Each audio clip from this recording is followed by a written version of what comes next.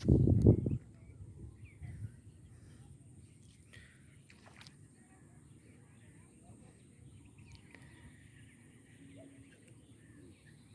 بالله من الشيطان الرجيم بسم الله الرحمن الرحيم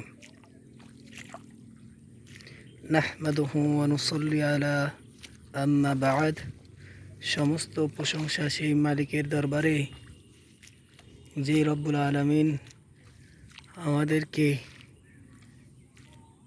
শরীর সুস্থ রেখে দুনিয়ায় এখনো চলাফেরা করার তৌফিক দান করেছেন, সেই মালিকের প্রতি শুকর আলহামদুলিল্লাহ। যেই নেতাকে সৃষ্টি না করলে আমি আপনি কেউ সৃষ্টি হতাম না, অর্থাৎ দুনিয়াতে কেউ আসতামও না, সেই মালিকের প্রতি দরুদ ও সালাম বর্ষিত হোক।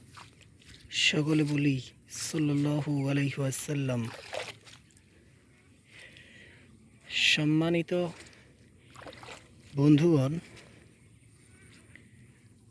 আমি আপনাদের মাঝে তুলে ধরেছি প্রকৃতির এক দৃশ্য, যা কিনা অসংখ্য কৃষকের ফসল ডুবিয়ে দিয়েছে পানির তলায়। এই যে দেখেন, ধান খেতে কোনো জায়গায় দেখা যাচ্ছে পানি ধানের গাছের গলা পর্যন্ত, এবং নিচে দেখেন একেবারে ধানের গাছ তলায় ডুবিয়ে গেছে, একেবারে পানির তলাতে চলে গেছে।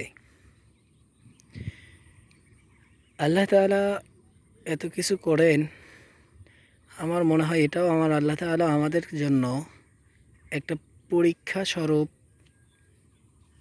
নেওয়ার জন্য এই বৃষ্টি দিয়ে আমাদেরকে পরীক্ষা করতেছেন। দেখেন এই পানি কত দূর পর্যন্ত চলে গেছে, অর্থাৎ সারা জমি পানিতে সরবরাহ হয়ে গেছে। অসংখ্য কৃষক এই জমিগুলোতে ধান চাষ করেছে, এই পানির তলায় সকল চাষিদের ফসল আছে, সব কিন্তু এখন নষ্ট হয়ে যাচ্ছে।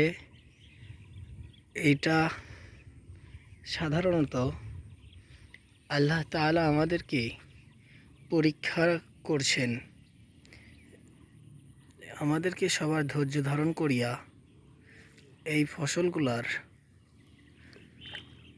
দিকে না তাকাইয়া আল্লাহর রাস্তে দিয়ে দিতে হবে। কোনো হাই হুতাশ করা যাবে না। মনে রাখতে হবে আল্লাহ তাআলা আমাদের জন্য রিজিক সর্বাবস্থায় সর্বখানে রেখেছেন। যতক্ষণ পর্যন্ত দুনিয়ায় আল্লাহ তাআলা আমাদের রিজিক রাখছেন, আল্লাহ তাআলা ব্যতীত কোনো ব্যক্তি বা কোনো জীবজন্তু বা প্রাণী আমাদের রিজিক কেড়ে নিয়ে খেতে পারবে না। আমাদের রিজিকে যতটুকু রাখবে আল্লাহ তাআলা, ঠিক ততটুকুই আমরা দৈনিক খেতে পারবো। এই দৃশ্যটা অত্যন্ত কষ্টকর। অসংখ্য কৃষকের ফসল নষ্ট হয়ে গিয়েছে পানির তলায়, ফসল পচেও গেছে, অর্থাৎ ধান গাছ পচে গেছে। তারপরও শুকুর আলহামদুলিল্লাহ, আমাদের এখানে কিছু মানুষের এখনও ফসলের কোনো ক্ষতি হয় নাই। অন্যান্য অঞ্চলের তুলনায় আমাদের অঞ্চলে ক্ষতির পরিমাণ খুবই কম হয়েছে। অল্প মানুষের উপর দিয়েই চলে গেছে পানি। আমি আমার বক্তব্য শেষ করছি, আপনাদের সবার সুস্বাস্থ্য দীর্ঘায়ু কামনা করিয়া আজকের মতো আমি বিদায় নিচ্ছি। আবারও দেখা হবে আপনাদের সাথে আগামী পর্বে। ধন্যবাদ, সবাই ভালো থাকবেন। আল্লাহ হাফেজ।